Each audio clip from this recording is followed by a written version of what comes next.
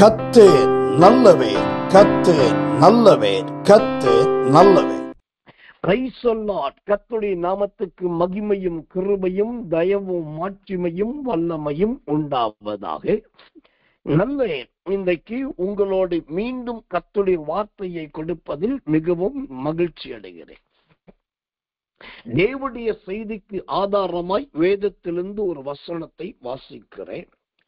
ஏசாயா தீர்க்கதரிசனத்தின் புஸ்தகம் 3ஆம் அதிகாரம் 23வது வசனம். ஏசாயா 3:23.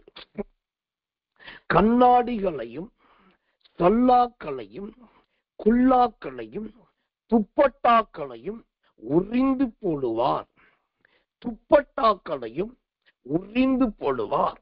ஆம், நாம் இந்த அதிகாரத்துல பல தரப்பட்ட பொருட்களை நாம் தியானித்து வருகிறோம். ஆவியானவர் வெளிப்படுத்தி வருகிறார்.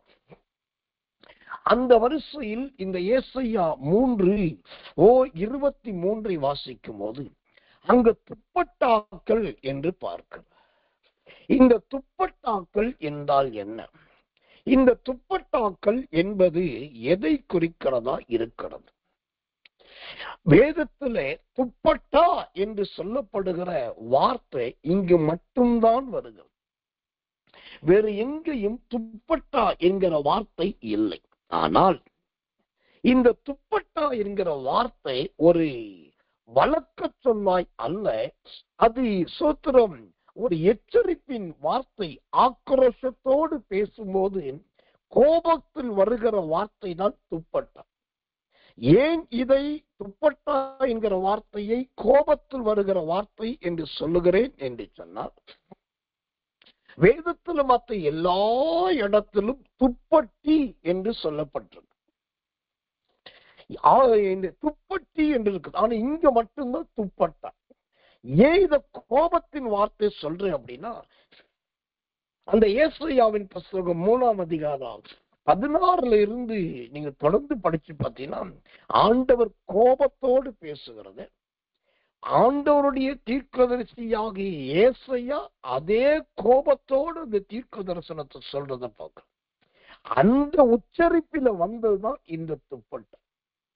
ஆனா இந்த துப்பட்டா என்கிற வார்த்தை வேதத்துல மற்ற இடத்துல துப்பட்டி என்று இருக்கிறது.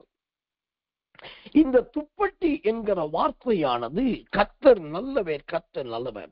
முழு வேதாகமத்திலும் 18 முறை துப்பட்டி என்று சொல்லப்பட்டிருக்கிறது. துப்பட்டாவை சேர்த்தால் 19 முறை. அப்போ துப்பட்டி என்பது 18 முறை துப்பட்டி துப்பட்டி துப்பட்டி என்று சொல்லப்பட்டது. அதே போல இந்த துப்பட்டா என்கிறதான துப்பட்டி வேதாகமத்தின் 7 புஸ்தகங்களில் சொல்லப்பட்டிருக்கிறது. அந்த 7 புத்தகம் எது எது என்று கேட்டால், நம்பர் 1 என்னாகமத்தின் புஸ்தகம், நம்பர் 2 நியாயாதிபதிகளின் புஸ்தகம், நம்பர் 3 1 சாமுவேலின் புஸ்தகம், நம்பர் 4 மத்தேயுவின் புஸ்தகம், நம்பர் 5 மார்க்குவின் புஸ்தகம், நம்பர் 6 லூக்காவின் புஸ்தகம், நம்பர் 7 அப்போஸ்தலர் நடபடிகளின் புஸ்தகம். இந்த 7 புத்தகத்திலே கர்த்தர் நல்லவர் இந்த துப்பட்டா என்கிறதான துப்பட்டியை குறித்து இருக்கிறது. இதுல துப்பட்டி என்பது இந்த 7 புத்தகத்தில் இருக்கிறது. துப்பட்டா என்கிற ஏசாயாவை சேர்த்தால் 8 புத்தகங்கள். ஒரு எழுத்து மாறினதினால் இது வரிசையில் இடம் பெறாமல் போகிறது. அப்ப துப்பட்டாவை சேர்த்தால் 8 புத்தகங்கள். கர்த்தருடைய நாமத்துக்கு மகிமையும் கிருபையும் தயவும் உண்டாவதாக. அதே சமயத்தில் இந்த துப்பட்டா என்கிறதான துப்பட்டி எதற்காக உருவாக்கப்பட்டது? துப்பட்டா என்கிற துப்பட்டி எதற்காக உண்டாக்கப்பட்டது என்பதை நாம் சற்று ஆராய வேண்டும். முதல் இந்த துப்பட்டாவை தேவனுடைய ஆலயத்துக்கு உள்ளே பயன்படுத்துவதற்காகத்தான் இந்த துப்பட்டா என்று சொல்லப்பட்ட துப்பட்டியை உருவாக்கினார். ஆலயத்துக்கு உள்ளே பலிபீடத்தின் பொருட்களை மூட, சாட்சியின் பெட்டியை மூட, பொற்பலிபீடத்தை மூட, அப்புறம் தூப கலசங்களை மூட, இவைகளுக்காகத்தான் துப்பட்டா என்றப்பட்ட துப்பட்டியை பயன்படுத்தினார். அதன் பின்பு இது அப்படியே ஒரு மாறி இயேசு கிறிஸ்துவின் நாட்களிலே மத்தேயு, மார்க்கு, லூக்கா 3 புத்தகத்துல இயேசு கிறிஸ்துவின் சரீரத்தை அடக்கம் பண்ணுவதற்காக இந்த துப்பட்டா என்கிற துப்பட்டியை பயன்படுத்தினார். அதன் பின்பு கடைசியாய் இந்த துப்பட்டா என்கிற துப்பட்டி எதற்கு பயன்படுத்தப்பட்டது என்று சொன்னால், பரிசுத்த ஆவியானவருடைய தரிசன ஊழியத்துக்கு. இதை பரிசுத்த ஆவியானவர் பயன்படுத்தி இருக்கிறார். பரிசுத்த ஆவியா எங்க பயன்படுத்தினார்? அப்போஸ்தலர் நடபடிகள் 10ஆம் அதிகாரத்துல ஒரு பெரிய 4 முனை கட்டப்பட்ட பெரிய துப்பட்டா, ஒரு துப்பட்டி ஒன்று இறங்கி வருகிறதை, அது ஒரு தரிசனம். அப்போ இந்த துப்பட்டி தரிசனத்துக்காக பரிசுத்த ஆவியானவரால் பயன்படுத்தப்பட்டது. இது இயேசுவுக்கு பயன்படுத்தப்பட்டது, அப்புறம் ஆசாரியர்களுக்கும் பயன்படுத்தப்பட்டது. இந்த துப்பட்டா என்கிறதான துப்பட்டிக்குள் பலதரப்பட்டதான வியக்கத்தக்கதான ஆதாரங்கள் இருக்கு, வியக்கத்தக்கதான பல சம்பவங்கள் இருக்கு. இப்போ நான் ஏற்கனவே சொன்னேன், சோத்திரம், துப்பட்டி என்று 18 முறையும் துப்பட்டா ஒன்றை சேர்த்து 19 முறையும் என்று சொல்லு. இந்த 19 விதமான துப்பட்டா என்கிற துப்பட்டியை குறைந்தபட்சம் 6 விதமாக நம்மளால் பிரிக்க முடியும். வேதமே அதை பிரித்து காண்பிக்கிறது. அப்படியானால் இந்த 19 பிரிக்கிறதான அந்த துப்பட்டா என்னென்ன? அந்த 6 துப்பட்டா என்கிற துப்பட்டிகள் எது எது? முதலாவதாக என்னாகமம் 4ஆம் அதிகாரம் 6வது வசனம் சொல்லுவதை போல நீளமான துப்பட்டி. இரண்டாவதாக என்னாகமம் 4ஆம் அதிகாரம் 8வது வசனம் சொல்லுவதை போல சிவப்பு துப்பட்டி. மூன்றாவதாக என்னாகமம் 4ஆம் அதிகாரம் 11வது வசனம் சொல்லுகிறபடி இள நீல துப்பட்டி. நான்காவதாக என்னாகமம் 4:13 சொல்லுகிறபடி ரத்தாம்பர துப்பட்டி. ஐந்தாவதாக மத்தேயு 27:59 சொல்லுகிறபடி மெல்லிய துப்பட்டி. ஆறாவதாக அப்போஸ்தலர் 10:11 சொல்லுகிறபடி பெரிய என்கிற தரிசனத்தின் துப்பட்டா என்கிற துப்பட்டி. ஒரு துப்பட்டாவுக்குள் எவ்வளவு மறைவிடம் இருக்கிறது, ஒரு துப்பட்டாவுக்குள் எவ்வளவு வித்தியாசங்கள் இருக்கிறது, அது எத்தனை விதங்களில் இருக்கிறது, எத்தனை நிறத்தில் இருக்கிறது. ஒன்னு ரொம்ப நீளமா இருக்குது, இன்னொன்னு ரொம்ப சிவப்பா இருக்குது, இன்னொன்னு இள நீளம் கலந்த லைட் ப்ளூவா இருக்குது, இன்னொன்னு ரத்தாம்பரம் போல எரிக்கிற சிவப்புல இருக்கிறது, இன்னொன்று ரொம்ப சாஃப்ட் கிளாத்தா ஒயிட் கிளாத்தா மெல்லிய துப்பட்டியா இருக்குது, இன்னொன்னு ஆடுகளையும் மாடுகளையும் மிருகத்தையும் கணத்தையும் சுமக்கக்கூடிய ஒரு தரிசனத்தின் துப்பட்டியா இருக்கு. இதெல்லாம் எத்தனை பேர் வேதத்துல வாசிக்கிறார்கள்? இப்படி எத்தனை பேர் யோசிக்கிறீர்கள்? இதற்குள் ஒரு ரகசியம் இருக்கிறது, இதற்குள் ஒரு சத்தியம் இருக்கிறது, இதற்குள் ஒரு மகிமை இருக்கிறது என்று எத்தனை பேர் உட்கார்ந்து வேதத்தை தியானிக்கிறோம்? இன்னைக்கு துப்பட்டா என்கிற துப்பட்டியை விட நிறைய ஊழியக்காரர்களுக்கு ஜமுக்காலம்தான் தெரியும். எந்த ஜமுக்காலம் அல்லது போர்வையை தான் தெரியும். எந்த போர்வை?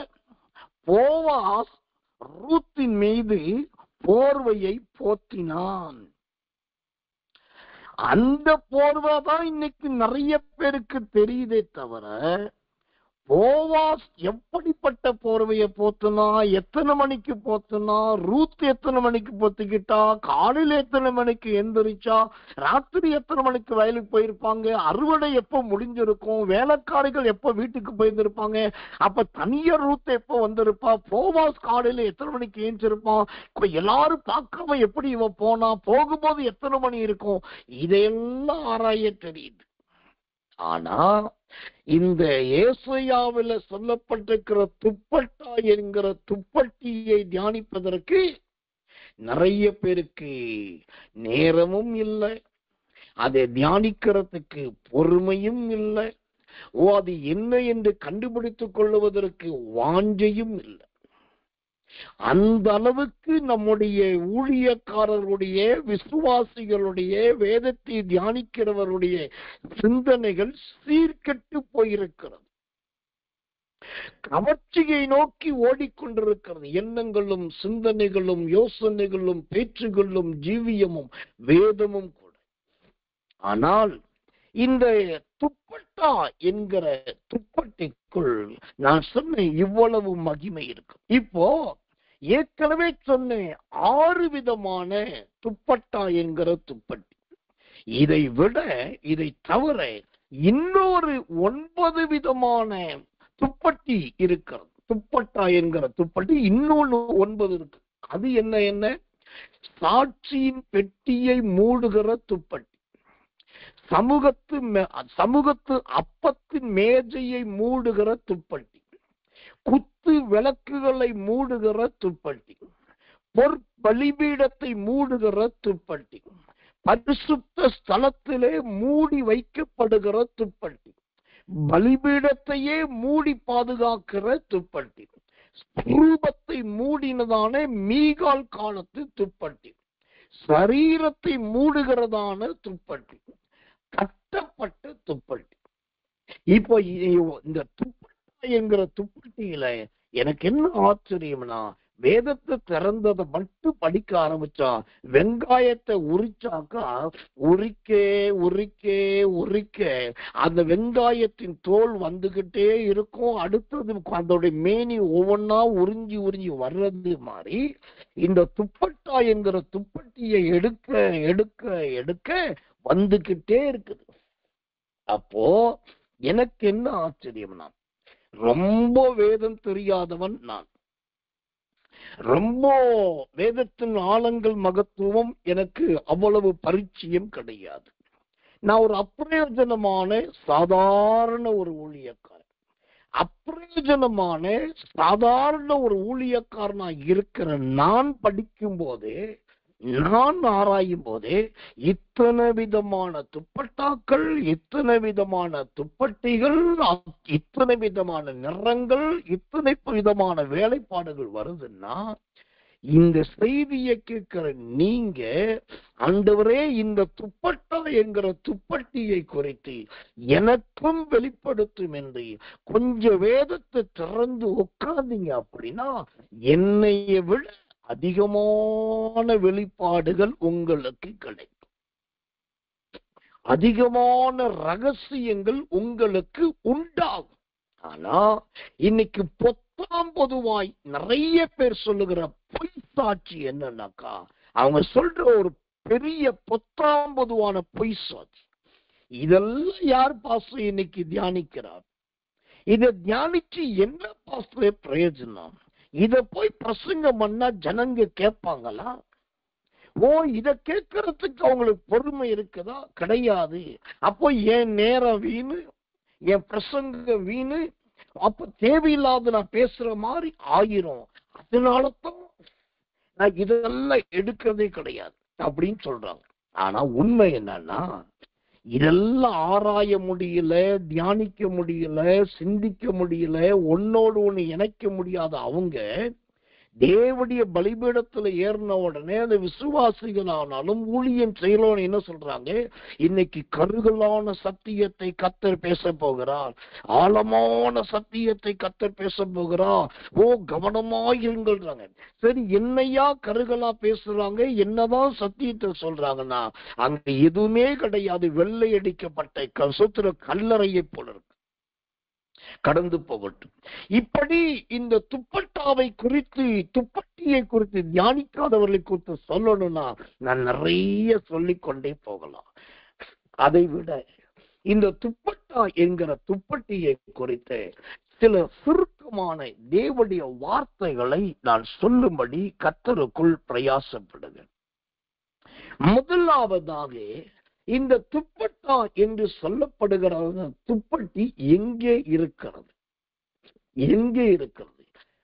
என்னாகமத்தின் புஸ்தகம் 4ஆம் அதிகாரம் 13வது வசனம். என்னாகமம் 4:13 வாசிக்கிறேன். ஜெபத்தோடு கவனிங்கள்.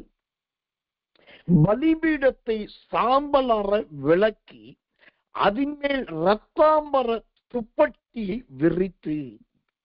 ஆம், இங்கு ஒரு துப்பட்டா என்கிறதான துப்பட்டியை பார்க்கிறோம். இந்த துப்பட்டி எங்க இருக்குன்னா பலிபீடத்திலே விரிக்கப்பட்ட ஒரு துப்பட்டி. அப்படியானால் இந்த பலிபீடத்தை என்பது எதை குறிக்கிறதா இருக்கிறது? இந்த பலிபீடத்தை என்பது எதை விளங்க காட்டுவதா இருக்கிறது? எனக்கன்பான தேவ பிள்ளைகளை, இந்த பலிபீடத்தை குறித்து ஆதியாகமத்தின் புஸ்தகம் 12ஆம் அதிகாரம் 7வது வசனத்துலதான் முத பலிபீடத்தை குறித்து நாம் பார்த்து வருகிறோம். தேவனுடைய நாமத்துக்கு மகிமையும் மன்னிக்கணும். ஆதியாகமத்தின் புஸ்தகம் 8ஆம் அதிகாரம் 20வது வசனம். ஆதியாகமம் 8:20.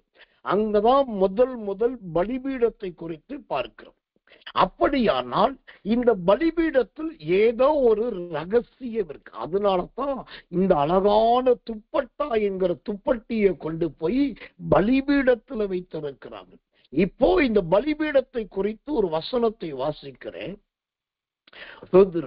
எசேக்கியேல் தீர்க்க தரிசனத்தின் புஸ்தகம் 43ஆம் அதிகாரம் 26வது வசனம். எசேக்கியேல் 43:26. 7 நாள் வரைக்கும் பலிபீடத்தை பாவ நிவிர்த்தி செய்து அதை சுத்திகரித்து பிரதிஷ்டை பண்ண கடவர்கள். அல்லேலூயா. இந்த பலிபீடம் என்பது எதை குறிக்கிறதா இருக்கிறது? பாவ நிவிர்த்தியையும் நல்ல சோத்திரம் ஒரு சுத்திகரிப்பின் பிரதிஷ்டையையும் குறிக்கிறது. இன்றைக்கு காலையிலே அல்லது நேற்றுக்கு இரவு என்று நினைக்கிறேன், இதே வசனத்தை கர்த்தர் கொடுத்தார். இப்போதும் திடீரென்று ஆவியான ஒரு வசனத்தை கொடுக்கிறார். அப்படியானால் இங்க தேவை என்னையா இருக்கிறது? ஒரு பாவ நிவிர்த்தி தேவையா இருக்கு, சுத்திகரிப்பு தேவையா. பாவ நிவிர்த்தி என்றால் என்ன? பாவ சுத்திகரிப்பு என்றால் என்ன? பாவ நிவிர்த்தி என்றால் ஏற்கனவே இருக்கிற பாவத்தை விட்டுவிட்டேன், அதை தொலைத்து விட்டேன், அதை பின்தொடராமல் நான் மறந்து விட்டேன், அதுக்கு ஒரு முடிவு கட்டிவிட்டேன். அதுக்கு பேர் தான் பாவ நிவிர்த்தி. இரண்டாவது, இந்த துப்பட்டா என்கிற துப்பட்டிக்குரிய பலிபீடம் எதை குறிக்கிறது? நல்ல சுத்திகரிப்பை குறிக்கும். இந்த சுத்திகரிப்பு எதை குறிக்கிறது தெரியுமா? மனுஷனும் தேவனும் பண்ணிக்கொள்ளுகிற உடன்படிக்கை. என்ன உடன்படிக்கை? இனி என் வாய் உம்முடைய வாய், என் கண் உம்முடைய கண், என் சரீரம் உம்முடைய சரீரம், என் அவயவங்கள் உம்முடைய அவயவங்கள், என்னுடைய பேச்சு உம்முடைய பேச்சு. நான் சொல்ற நீர் பேசினால் நான் பேசுவேன், நீர் பார்த்தால் நான் பார்ப்பேன், நீர் நடந்தால் நான் நடப்பேன். ஆண்டவரே, வெளியில நான் மனுஷன், ஆனா எனக்குள்ள நீர்தான் தேவன்.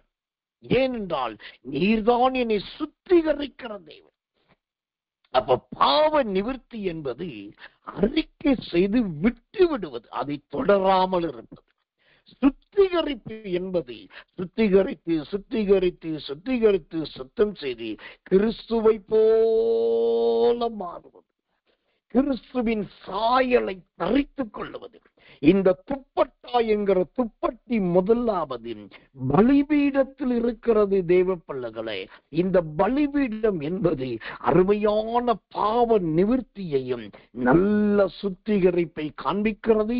உங்களுடைய ஜீவியத்திலே இந்த அருமையான சத்திய வேத பாடத்தை ஒரு பிரசங்கமாய் நினைக்கவே நினைக்காதீங்க. இது நல்ல ஒரு தேவனுடைய வார்த்தை என்று விசுவாசிக்கவே விசுவாசிக்காதீங்க.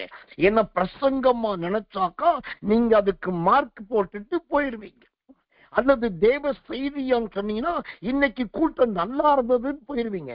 ஆனா நான் சொல்றேன், இது நீங்கள் பிரசங்கமாய் எடுத்துக்கொள்ளாமல், ஆண்டவரே என்னை பார்த்து நீ பேசினதற்காக சொல்றேன், ஒரு பாவ நிவர்த்தி செய்ய வேண்டும் என்பதை சொல்லிக் கொடுத்ததற்காக சொல்கிறோம், இன்னும் நாம் சுத்திகரிக்கப்பட வேண்டிய என்பதை விளங்க காட்டினதுக்காக நன்றி என்று உங்களை இந்த வசனத்துக்கு ஒப்பு கொடுத்து பாருங்கள். நீங்கள் எரிந்து பிரகாசிக்கிற தீவட்டியாய் மாறிவிடுவீர்கள். அல்லேலூயா. எனக்கு என்ன ஆச்சரியம்னா, இப்போ இந்த துப்பட்டா என்கிற துப்பட்டி எடுத்து பலிபீடத்தை மூடிட்டாங்க. பலிபீடத்தை மூடுனாக்கா அந்த பலிபீடமே சுத்திகரிக்கப்படுது, பலிபீடமே சுத்திர பாவ நிவர்த்தி செய்யப்படும். அப்படின்னா இந்த செய்தியை கேட்கிற நீங்களும் நானும் ஒரு துப்பட்டா தானே. நம்ம உங்களை உங்க வீட்டுக்கு ஒரு துப்பட்டியாகத்தானே வச்சிருக்கிறாரு. நீங்க எத்தனை வருஷ காலமா இந்த வீட்டுல ஒரு புருஷனோட இருக்கீங்க, எத்தனை வருஷ காலமா ஒரு மனைவியோட இருக்கீங்க, எத்தனை வருஷ காலமா உங்க பிள்ளைகளோடும் மற்ற மூத்தோரோடும் முதியோரோடு இருக்கீங்க. ஆனா உங்க மூலமா எத்தனை பேர் சுத்திகரிக்கப்பட்டிருக்காங்க, எத்தனை பேரு சொல்ற பாவ நிவர்த்தி செய்திருக்காங்க. இந்த பலிபீடத்தில் இந்த துப்பட்டா என்கிற துப்பட்டி பலிபீடத்தையே சுத்திகரிக்குது. இங்க சொல்லப்படுகிற பலிபீடம் எதை குறிக்கிறது தெரியுமா? செய்தியை கேட்கிற தெய்வ பிள்ளைகளே, பலிபீடம் என்று சொல்லுவது அது உங்க இருதயமாகிய வாசஸ்தலத்தை குறிக்கிறது. ஏனென்றால் பலிபீடத்தில்தான் ஆடு கொண்டு வரப்படும், பலிபீடத்தில்தான் புறா கொண்டு வரப்படும், பலிபீடத்தில்தான் கதிர் கொண்டு வரப்படும், பலிபீடத்தில்தான் சுத்திரம் கனி விருட்சங்கள் கொண்டு வரப்படும், பலிபீடத்தில்தான் சேராபீன்கள் இருக்கும், பலிபீடத்தில்தான் ஆசாரியர் இருப்பார், பலிபீடத்தை தேடிதான் ஜனங்கள் வருவாங்க. இந்த பலிபீடம் என்பது முக்கிய ஸ்தலம். அதே போலதான் இந்த பலிபீடம் என்பது ஒவ்வொரு தேவர்களுடைய இருதயத்தை குறிக்கிறது. உங்க இருதயம் ஆசாரியர்களுக்கு ஏற்றதா இருக்குதா, நல்ல பசத்திரம் பலிக்கு ஏற்றதா இருக்குதா, புறாக்களை போல கபடற்றதா இருக்கிறதா, பிரதான ஆசாரியர்கள் என்கிற ஊழியம் செய்யத்தக்கதா இவங்க பலிபீடமாகிய இருதயம் இருக்கிறதா, அங்கு வருகிற பாவ நிவர்த்தி செய்ய வருகிற ஜனங்களை போல உங்களை தேடி நீங்கள் ஒரு பரிசுத்தவான் என்று காண்க, எனக்காக ஜெபம் பண்ணுங்கள் என்று அது யாராவது வருகிறார்களா? இன்னைக்கு நிறைய பேருடைய துப்பட்டா என்கிற துப்பட்டி எப்படி இருக்குன்னா, நல்லா 4ஆ மடிச்சு, அது 6ஆ மடிச்சு, அது 8ஆ மடிச்சு, அப்படியே ஒரு ஓரத்துல ரொம்ப அழகா இருக்கு. துப்பட்டா மடிச்சு மூளையில இருக்கிறதுக்கு கிடையாது, அது விரிச்சு ஒண்ணு மூடி இருக்கணும், இல்லாட்டி விரிச்சு தன்னிடத்தில் வருகிறவர்களை ஏற்றுக்கொள்ளணும். இன்னைக்கு சிலர் தேவச்சனங்கள் எந்த பிரயோஜனமும் இல்லாமல், எந்த ஆத்ம பாரமும் இல்லாமல், இவ்வூழியத்தை குறித்த எந்த கரிசனையும் இல்லாமல், ஆண்டோட வருகை வரப்போகிறது என்கிற நடுக்கமும் இல்லாமல் அந்த பலிபீடத்தை வெறுமையின் பலிபீடமாய் வைத்திருக்கிறீங்க. உங்க போர்வையாகிய உங்களுடைய துப்பட்டாவாகிய துப்பட்டியை மடித்து வைத்திருக்கிறீங்க. கர்த்தர் நல்லவே, கர்த்தர் நல்லவே, கர்த்தர் நல்லவே. அந்த மடித்து வைக்கப்படுகிறதான இந்த அனுபவம் இன்றைக்கு விசோத்திரம் நம்ம விட்டு நீக்கப்படுவதாக, மடித்து வைக்கப்படுகிற அனுபவம் நம்மை விட்டு முற்றிலுமாய் சோத்திரம் விலகி போவதாக. கர்த்தர் நல்லவே, கர்த்தர் நல்லவே, கர்த்தர் நல்லவே. ஆண்டோடைய நாமத்துக்கு மகிமையும் கிருபையும் தயவும் உண்டாவதா. முதலாவது இந்த துப்பட்டா என்கிற துப்பட்டி பலிபீடத்தை மூடுகிற துப்பட்டா என்கிற துப்பட்டியாய் பார்த்து, இரண்டாவது இன்னொரு துப்பட்டாவை குறித்து பார்க்கலாம். 1 சாமுவேலின் புஸ்தகம் 19ஆம் அதிகாரம் 13வது வசனம். 1 சாமுவேல் 19:13 வாசிக்கிறேன், கவனிங்க. மீகாலோ ஒரு சுரூபத்தை எடுத்து கட்டிலின் மேல் வைத்து அதன் தலைமாட்டிலே ஒரு வெள்ளாட்டு தோலை போட்டு துப்பட்டியினால் மூடி வைத்தாள். இங்கு செய்யக்கூடாத ஒரு காரியத்தை செய்கிறதை பார்க்க, மீகால் என்று சொல்லப்படுகிற அந்த ஸ்திரீ ஒரு சோத்திரம் உருவத்தை செஞ்சு கட்டில வச்சு துப்பட்டியினால் மூடுகிறார். அந்த உருவம் என்னன்னா, வேதம் சொல்லு சுரூபம் என்று சொல்லு, சுரூபம் என்று சொல்லு. அப்போ இங்க 2வது துப்பட்டி எதற்கு பயன்படுத்தப்படுகிறது என்று சொன்னால், சுரூபத்துக்கு பயன்படுத்தப்படுகிறது. கர்த்தருடைய நாமத்துக்கு மகிமை உண்டாவதாக. இந்த சுரூபத்தை என்றால் என்ன? சுரூபத்தை என்பது எதை காண்பிக்கிறது? வேதத்திலிருந்து இந்த சுரூபத்துக்காக ஒரு வசனத்தை வாசிக்கிறேன், ஜெபத்தோடு கவனியுங்கள். கர்த்தர் நல்லவே, கர்த்தர் நல்லவே.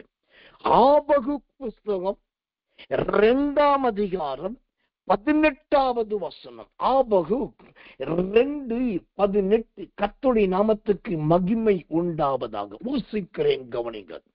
சித்திரக்காரனுக்கு அவன் செய்த சுரூபமும் ஊமையான தெய்வங்களை உண்டு பண்ணி தான் உருவாக்கின சுரூபத்தை நம்பினவனுக்கு வார்க்கப்பட்டதும் பொய் போதகம் பண்ணுகிறதுமான விக்கிரகமும் எண்ணத்துக்கு உதவும்.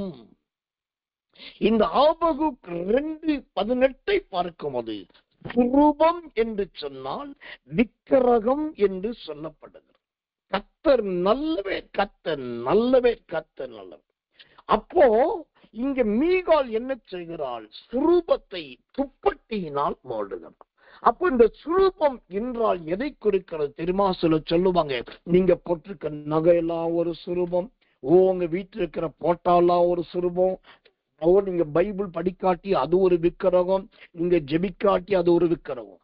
நான் அந்த எல்லாரும் சொல்லுகிற அரைச்சமாவை நான் அரைக்க விரும்பல. ஆனா சுரூபம் என்பது எதை குறிக்கிறது? சுரூபத்தை குறித்து வேதம் கொடுக்கிற விளக்கம். அதே வசனத்தை வாசிச்சு பாருங்க. மீகா 2:18.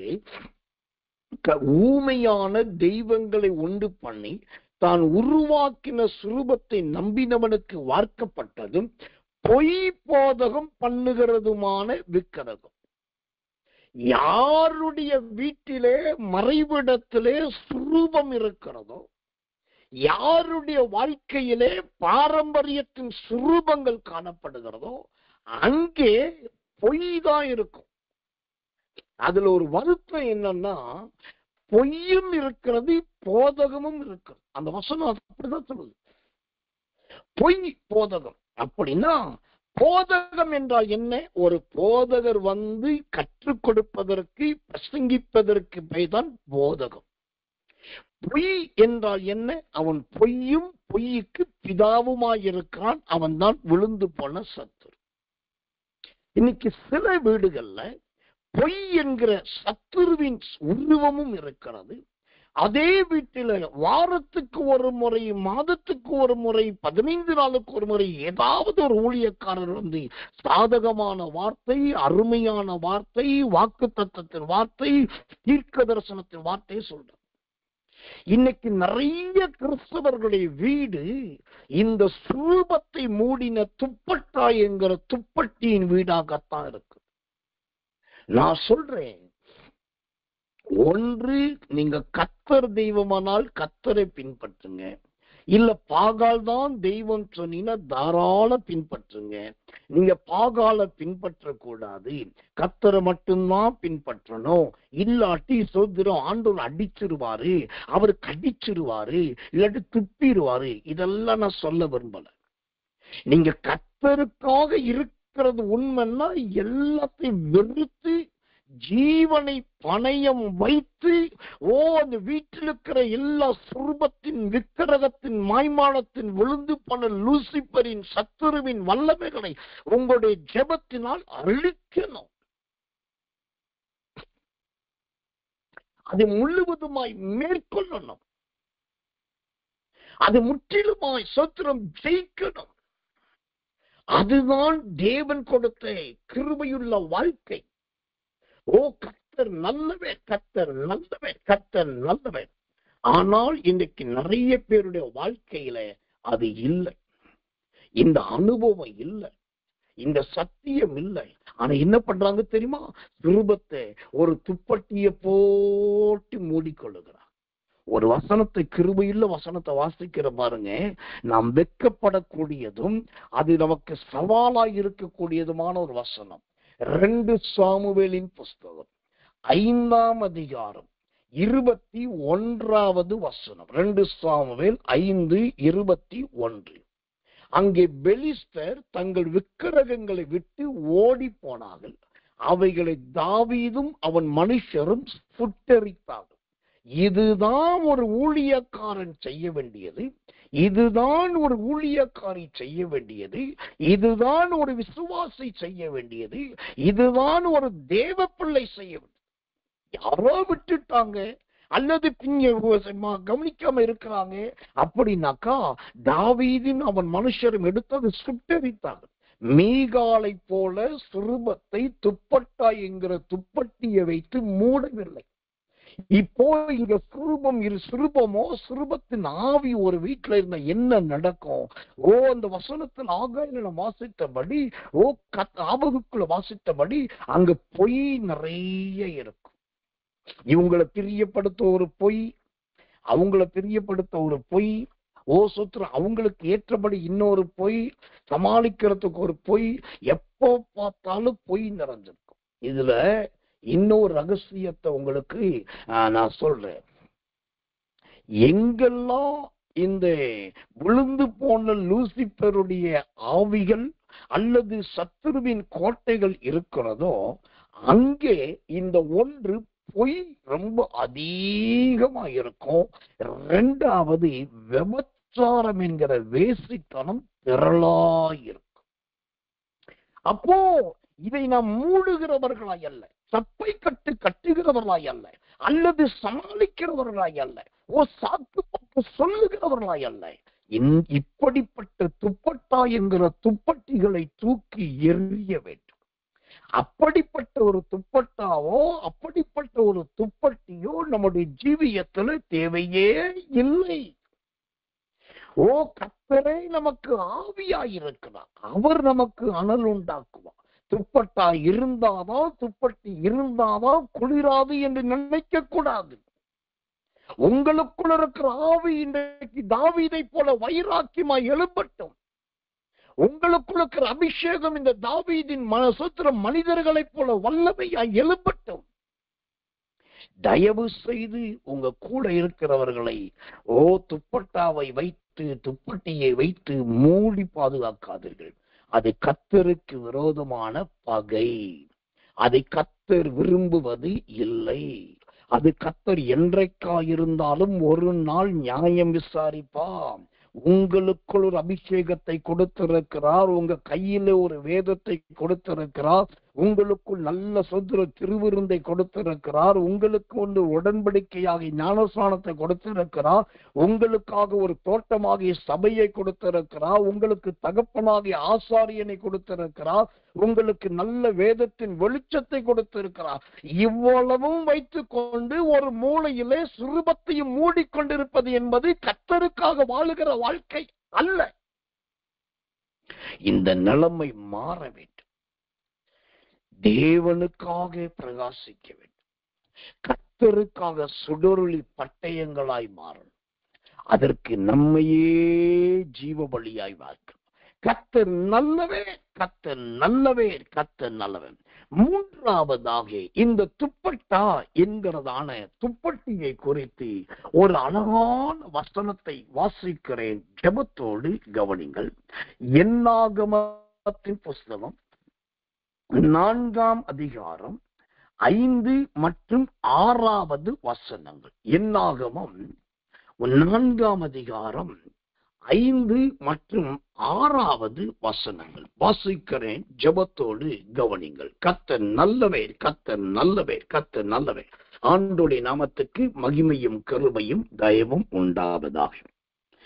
பாளையம் புறப்படும் போது ஆரோனும் அவன் குமாரரும் வந்து மறைவின் திரைச்சீலையை இறக்கி அதனாலே சாட்சியின் பெட்டியை மூடி அதன் மேல் தகச்சு தோல் மூடியை போட்டு அதன் மேல் முற்றிலும் நீளமான துப்பட்டியை விரித்து தண்டுகளை பாய்ச்சி.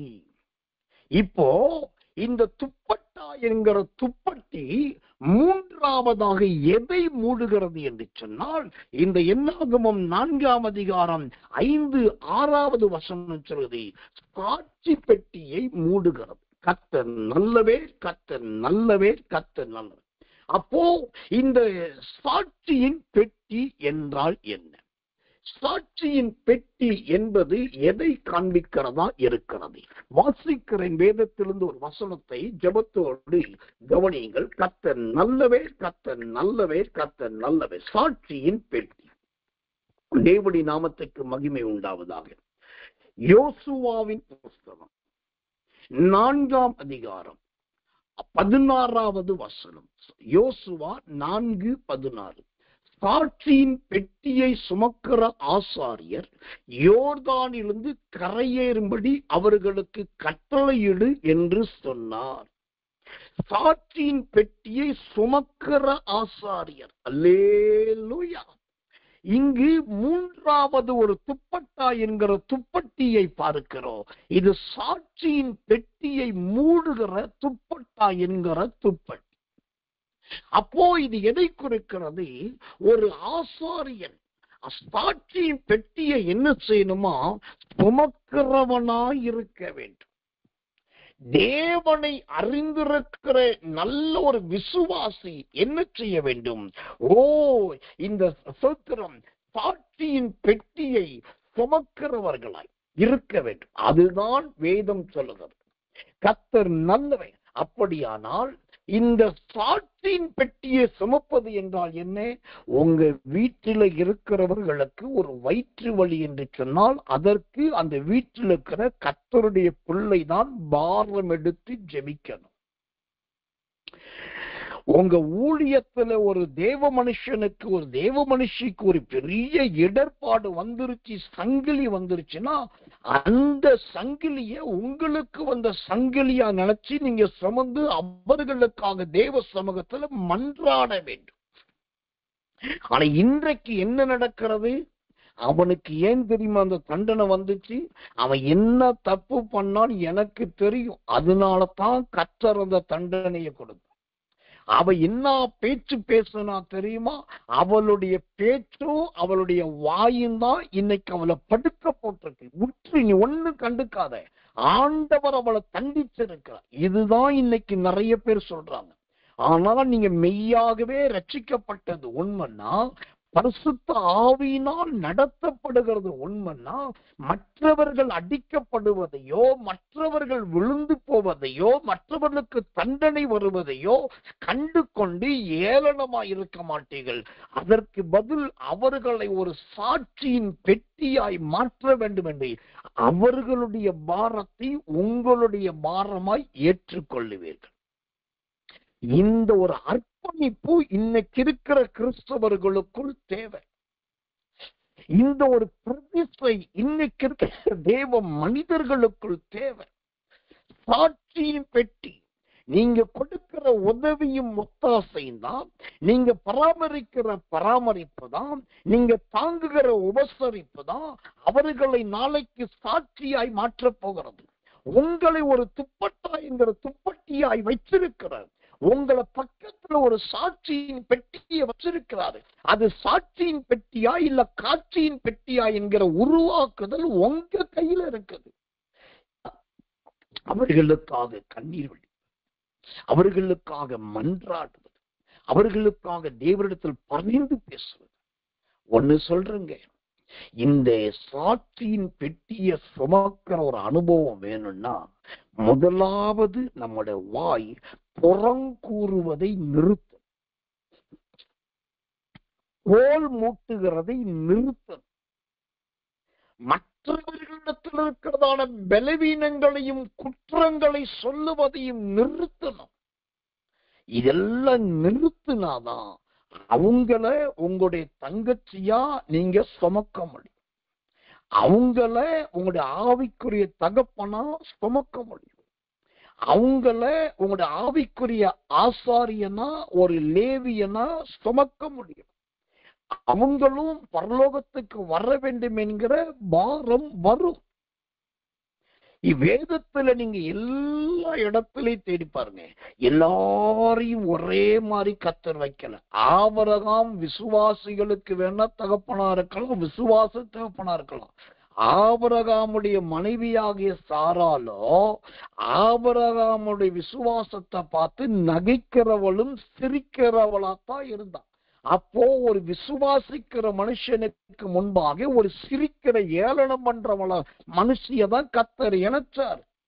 ஒரு ஆதாம் தேவ சத்தம் கேட்கிறவனா இருக்கிறான், ஆனா ஏவாள் சாத்தானுடைய சத்தத்தை கேட்கிறவளா இருக்கிறான். அப்ப தேவ சத்தம் கேட்கிறவனுக்கு ஒரு சாத்தான் சத்தம் கேட்கிறவனைத்தான் கர்த்தரே இணைத்து கொடுக்கிறார். அப்போ அந்த ஏவாளை மாற்ற வேண்டியது ஆதாமுடைய வேலை, சாராளை மாற்ற வேண்டியது ஆபிரகாமுடைய வேலை. எல்லாருமே லூக்கா 1:5-6 சகரியா எலிசபெத்தா இருக்க முடியாது.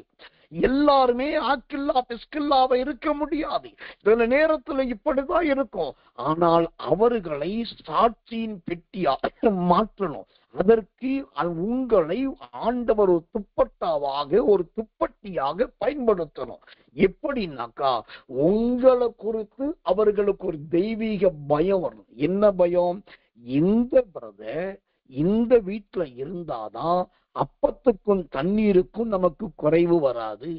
இந்த சகோதரி இந்த வீட்டுல இருந்தாதான் சாத்தானும் பிசாசும் உள்ள வர மாட்டான். இந்த ஊழியக்காரரே இந்த ஊழியக்கார சகோதரி நம்ம வீட்டுக்கு வந்து போனாதான் நமக்கு வர வேண்டிய ஆசீர்வாதம் வரும் சொல்லி உங்களை குறித்த ஒரு தெய்வீக பக்தி இருக்கக்கூடிய அளவுக்கு உங்களுடைய ஜீவியா இருக்கணும். ஐயோ அவங்க ஜெபிக்காட்டி அவங்க வரலாட்டி என்ன நடக்குமோ, கிடைக்காம போயிருமோ, சம்பவிக்காம போயிருமோன்னு சொல்லி உங்களை குறித்த ஒரு தெய்வீக பயம் இருக்கணும். அப்படிப்பட்ட துப்பட்டாவாக அப்படிப்பட்ட துப்பட்டியாக நீங்க மாறினீங்கன்னா வீட்டில் இருக்கிற சாட்சியின் பெட்டியை மட்டும் இல்ல, நகை பெட்டியவே சாட்சியின் பெட்டியா மாத்தலாம், தங்க பெட்டியவே சாட்சியின் பெட்டியா மாத்தலாம். சுத்திரம் பொன்னும் பொருளும் வைத்திருக்கிறதையே சாட்சியின் பெட்டியா மாத்தலாம். கடினமான பிள்ளைகளையும் சாட்சியின் பெட்டியா மாத்தலாம். அதற்கு நீங்கள் அழகான ஒரு துப்பட்டாய்ங்கிற துப்பட்டியாய் மாறணும். அது சாட்சியின் பெட்டியாய் மூடி பாதுகாக்கணும். அவர்களுக்காக பரிந்து பேசணும், கண்ணீர் வடிக்கணும், அழணும், தேவனிடத்தில் மன்றாடணும். உங்களை குறித்த நற்சாட்சியை காத்து அவர்களுக்கு உங்களை கண்டாலே ஒரு தெய்வீக மரியாதையும் தெய்வீக பயமும் வரணும். இதுக்கு பேருதான் சாட்சியின் பெட்டியை மூடின துப்பட்டா என்கிற துப்பட்டி. கர்த்தர் நல்லவர், கர்த்தர் நல்லவர், கர்த்தர் நல்லவர். ஆண்டவருடைய நாமத்துக்கு மகிமையும் கிருபையும் தயவும் உண்டாவதாக. அடுத்ததாக ஒரே ஒரு துப்பட்டா என்கிற துப்பட்டியை குறித்து சொல்லி நான் ஜெபிக்க விரும்புகிறேன். மத்தேயு சுவிசேஷத்தின் புஸ்தகம் 27 அதிகாரம் 59வது வசனம். மத்தேயு 27:59. யோசேப்பு அந்த சரீரத்தை எடுத்து துய்யதான மெல்லிய துப்பட்டியிலே சுற்றி, இங்கு 4வதாக ஒரு துப்பட்டா என்கிற துப்பட்டியை குறித்து பார்க்கிறோம். இந்த 4வது துப்பட்டா என்கிற துப்பட்டி எதை குறிக்கிறது? சரீரத்தை மூடுகிற துப்பட்டி, சரீரத்தை மூடுகிற துப்பட்டா. அப்ப இந்த சரீரத்தை மூடுகிற இயேசு கிறிஸ்து பூமிக்கு வந்தார். முழு உலகத்தின் பாவத்தை சுமந்து தீர்க்கிறவராய் வாழ்ந்தார். பூமியில் எங்குமுள்ளவர்களே என்னிடத்தில் வாருங்கள், நான் உங்களுக்கு ஜீவத்தண்ணீரை கொடுக்கிறேன் என்று சொன்னார். பசித்தவர்களுக்கு அப்பத்தை கொடுத்தார். பலருக்கும் பல நன்மைகள் செய்தார். இவ்வளவும் செய்த ஆண்டவர் இப்போ அவர் காட்டி கொடுக்கப்பட்டார், அடிக்கப்பட்டார், நியாயம் விசாரிக்கப்பட்டார், கடைசியில சிலுவையில செத்தும் போயிட்டார். இப்ப செத்து போன இயேசு அங்க இருக்கிறார். இயேசு செத்த உடனே அப்படியே கொண்டு வந்து கல்லறையில வைக்காம, கர்த்தர் நல்லவன் அந்த சோத்திரம். இன்னொரு யோசேப்பு என்ன செய்கிறான்? கர்த்தர் நல்லவன், அவன் ஓடி வந்து துய்யத்தானே மெல்லிய ஒரு துப்பட்டி எடுத்துட்டு வந்து அவருடைய சரீரத்தை மூடுகிறான். இப்போ சரீரத்தை மூடுகிற இந்த துப்பட்டி என்கிற துப்பட்டா எதை குறிக்கிறது தெரியுமா? நான் மரித்தாலும் என் சரீரம் கர்த்தருக்கு உரியது. நான் மரித்தாலும் என் சரீரம் கர்த்தருக்குரியது. இப்போ நல்லா கவனிங்க, இந்த இயேசு செத்த போது அங்கு கர்த்தர் நல்லவை யார் வந்தாங்கன்னா, ஸ்தோத்திரம், யோசேப்பு ஓடி வருகிறான். அந்த வசனம் சொல்லுவது 59 வசனம், யோசேப்பு அந்த சரீரத்தை எடுத்தான். அப்புறம் கர்த்தர் நல்லவே, கர்த்தர் நல்லவே. அப்புறம் 61 வசனத்தில் மகதலேனா மரியாள் அங்கு வர்றான். அப்புறம் மரியாள் வர்றான். இப்போ இவங்கெல்லாம் யாருன்னாக்கா கர்த்தருக்காகவே ஒப்பு கொடுத்தவர்கள். இப்போ இந்த சரீரத்தை மூடுகிற துப்பட்டா என்கிற துப்பட்டிய பாருங்க, இதை தேடி வர்றவங்களே பாத்தீங்கன்னா நல்ல தேவனுடைய நன்மையை பெற்றவர்கள், தேவனுக்காக வாழ்கிறவர்கள், தேவனிடத்தில் சாட்சி பற்றி ஜீவித்தவர்கள். இது பெரிய ஒரு ரகசியம். இது 4வதா இந்த துப்பட்டா என்கிற துப்பட்டி எதை குறிக்கிறது? நம்முடைய மரணம் கூட நல்ல பரிசுத்தவான்கள் வருகிறதான மரணமா இருக்கும். நம்முடைய மரணத்துக்கு கூட பரிசுத்தவாட்டிகளும் தேவனோடு நடக்கிறவர்கள் வருகிற ஒரு மரணமா இருக்கும். ஊருக்காரன் வந்தானா, சம்பந்தம் பண்ணவங்க வந்தாங்களா, ஐயோ அந்த பாதகத்தி வந்தாளா, இந்த வருஷத்துல அக்கிரமக்காரன் வந்தானா, காசு வாங்கினவன் வந்தானா, இவங்கள கொள்ளையடிச்சவங்க வந்தாங்களா, பாரு அவன் வரல, இங்க பாரு இவன் வரல, இவங்கள நன்றி கட்ட சொன்னாங்க, ஐயோ மோசமான ஆட்கள், உயிரோடுக்கும் தான் அவ்வளவு பேசுனாங்க, சாவுக்கு கூட வரலன்னு சொல்லி வராதவர்களை குறித்து கவலை கிடையாது. அவர்கள்லாம் வந்தாலும் ஒன்றுதான், வராவிட்டால் ஒன்றுதான். ஆனா தேவ பிள்ளைகளை தெரிந்து கொள்ளுங்க, நீங்க மரித்தாலும் உங்க மரணத்துக்கு கூட கர்த்தர் நல்ல இந்த யோசேப்பு போன்றவர்கள் வர வேண்டும், மகதலேனா மரியாள் போன்றவர்கள் வர வேண்டும், கிளையப்பா மரியாள் போன்றவர்கள் வர வேண்டும், நல்ல மரியாள் போன்றவர்கள் வர வேண்டும். எல்லாவற்றை விட கர்த்தர் நல்லவே, கர்த்தர் நல்லவே, அங்கு தேவனுடைய மகிமை வர வேண்டும். இதுதான் அந்த நம்முடைய ஜீவியத்தின் ஒப்பு கொடுத்து இந்த 4வது துப்பட்டா என்கிற துப்பட்டி கர்த்தர் நல்லவன், அது மோசத்திரம் கர்த்தருக்காக ஒப்பு கொடுப்பதை காண்பிக்குது. முதல் நான் சொன்னேன், என்னாகமம் 4:5-6 இந்த துப்பட்டா என்கிற துப்பட்டி அது சாட்சியின் பெட்டியை மூடுவதாய் இருக்கிறது. அங்க ஆரம்பிக்கிற அந்த துப்பட்டா இப்ப கடைசியா எங்க வருது? இயேசு கிறிஸ்துவின் சரீரத்தை மூடுகிறது. ஏன் தெரியுமா? இந்த உலகத்திலே சாகும் வரைக்கும் கர்த்தர் செத்து உயிரோடு எழுந்த பின்பும் சாட்சியாய் வாழ்ந்த ஒரே ஒரு தெய்வம் என்று சொன்னா அவர் இயேசு கிறிஸ்து தான்.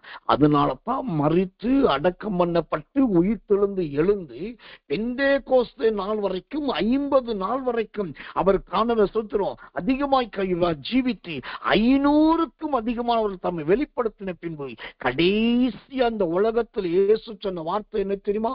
இயேசு இந்த உலகத்துல பேசின கடைசி சத்தியமே அப்போஸ்தலர் நடபடிகள் 1ஆம் அதிகாரம் 8வது வசனம், நீங்கள் எனக்கு சாட்சிகளாயிருப்பீர்கள். இதுதான் இயேசுவின் வாயிலிருந்து வந்த கடைசி சத்தியம், கடைசி வார்த்தை. அதுக்கப்புறம் இயேசு பேசினதாக பைபிள்ல பார்க்க முடியாது. அப்போ அவருடைய ஆரம்பம் சாட்சி, அவருடைய ஊழியம் சாட்சி, அவருடைய மரணமே ஒரு சாட்சி. இன்னைக்கு சொல்லுங்க, உங்களுடைய ஆரம்பம் எப்படி இருந்தது, இப்போ எப்படி இருக்கீங்க, நாளைக்கு அல்லது இன்னைக்கு மரித்தால் அது கர்த்தருக்கு சாட்சியா இருக்குமா? ஓ, பரிசுத்தவான்களுடைய வருகையா இருக்குமா? நீதிமான்களுடைய வருகையா இருக்குமா? கர்த்தரோடு நடந்தவர்கள் வருகையா இருக்குமா? அதுதானே இங்க சாட்சி. இன்றைக்கு ஆண்டவருக்கு ஒப்பு கொடுக்க போகிறோம். ஆண்டவரே, இந்த ஏசாயா 3:23 அந்த துப்பட்டா என்ற வார்த்தை எழுதி வைத்து, ஓ கர்த்தர் நல்லவே, போவாசின் போர்வையை அறிந்த நாங்கள் பலிபீடத்தை மூடுகிறதும் சாட்சியின் பீடத்தை மூடுகிறதும் உங்களுடைய சரீரத்தை மூடுகிறதுமான இந்த துப்பட்டா, இந்த துப்பட்டியை மறந்துவிட்டு எங்களை மன்னி ஆண்டவரே. ஒவ்வொரு வீட்டிலும் எங்கள் ஒவ்வொருவரையும் நீ நல்ல ஒரு துப்பட்டியாய் வைத்திருக்க. நாங்கள் தான் எல்லாரையும் ரட்சிக்க வேண்டும், நாங்கள் தான் எல்லாருக்காகவும் ஜெபிக்க வேண்டும், நாங்கள் தான் எல்லாருக்காக பரிந்து பேச வேண்டும். எங்க மேல் இருக்கிற அபிஷேகம் தான் அவர்களை தொட வேண்டும். ஆண்டவரே, எல்லாவற்றை விட நீர் கடைசியாய் சாட்சியோடு மரித்ததை போல எங்கள் மரணமும் எங்கள் வாழ்நாளின் இறுதியும் கூட அது சாட்சியாகத்தான் இருக்க வேண்டும். அப்படி சாட்சியுள்ள ஒரு துப்பட்டாவாக, சாட்சியுள்ள ஒரு துப்பட்டியாக எங்களை மாற்றுவோம் என்று சொல்லி கண்களை மூடி ஒப்பு கொடுத்து எல்லாரும் கர்த்தரை ஸ்தோத்திரம் பண்ணுவோம். இயேசுவின் நாமத்தினாலே எல்லாரும் கர்த்தரை துதியுங்கள், எல்லாரும் கர்த்தரை ஸ்தோத்திரம் பண்ணுங்க. நன்றி பிதாவே, நன்றி பிதாவே, நன்றி பிதாவே.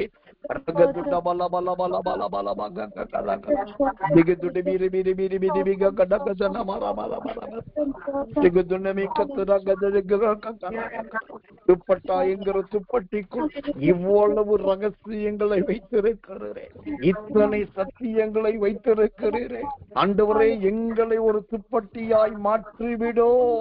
ஓ சிலுவை மரண பரியந்தம், சிலுவை மரண பரியந்தம், சிலுவை மரண பரியந்தம் ஆண்டவரே ஒரு தூய்மையான மென் துப்பட்டியா எங்களை மாற்றுவீராக. நன்றி பிதா. ஆமென், ஆமென், ஆமென். நாம் ஜெபிப்போம். அன்புள்ள நல்ல பரம பிதாவே, நல்ல அருமையான இந்த சாயங்காலம் கடந்து ராத்திரி வேலைக்காக நன்றியோடு உம்மை துதிக்கிறோம், ஸ்தோத்திரிக்கிறோம். துப்பட்டா என்கிற துப்பட்டியை குறித்து நல்ல உபதேசத்தோடு, மகிமையின் வார்த்தைகளோடு, ஏற்ற ஆண்டவரே உதாரணங்களோடு நீருடைய ஜனங்களை கடிந்து கொண்டதற்காக ஸ்தோத்திரம், எச்சரித்ததற்காக ஸ்தோத்திரம், நிறைய சத்தியங்களை சொல்லிக் கொடுத்ததற்காக ஸ்தோத்திரம். இவைகளை கேட்டுவிட்டு போகிறவளாய் அல்ல, இந்த தேவ செய்தியை திரும்ப திரும்ப திரும்ப திரும்ப திரும்ப திரும்ப போட்டு கேட்டு எங்களை மெய்யாகவே ஒரு துப்பட்டியாக மாற்றிக்கொள்ள உதவி செய்யும். ஊழியக்காரர்களை, ஊழியக்கார சகோதரிகளுடைய பிள்ளைகளை, விசுவாசிகளை எடுத்து கர்த்தர் பயன்படுத்தும். இரவில் நல்ல நித்திரைத்தாலும் உடைய வருகை வருகுமானால் எங்களை சுத்திகரித்து ஆயத்தப்படுத்தி எடுத்துக்கொள்ளும். இல்லாவிட்டால் நாளை காலையில் நடக்க போவதான அதிகாலை போராட்ட ஜெபத்திலே கலந்து கொண்டு ஆவிக்குள்ளாக்கப்பட்டு கண்ணீரோடும் விண்ணப்பத்தோடும் ஜெபம் பண்ணக்கூடிய அந்த பாக்கியத்தை கர்த்தர் கொடுப்பீராக. நாளைய தினத்துக்கு வேண்டிய அபிஷேகத்தை காலை ஜெபத்திலே வந்து பெற்றுக்கொள்ள உதவி செய்வீராக. அதிகாலையில் எல்லாரையும் தட்டி எழுப்புவீராக. ஒவ்வொருவருடைய சன்னிதானத்துக்கு கொண்டு வருவீராக. நீரை எழுந்தருளும், மகிமைப்படும். இரவில் ஆண்டவர் எங்களை தாழ்த்தி விட்டிருக்கிறார். இயேசுவின் ரத்தம் செய்யும். இயேசுவின் நாமத்தில் ஜெபிக்கிறோம். ஜெபம் கேளு ஜீவனுள்ள நல்ல பிதாவே. ஆமென், ஆமென், ஆமென்.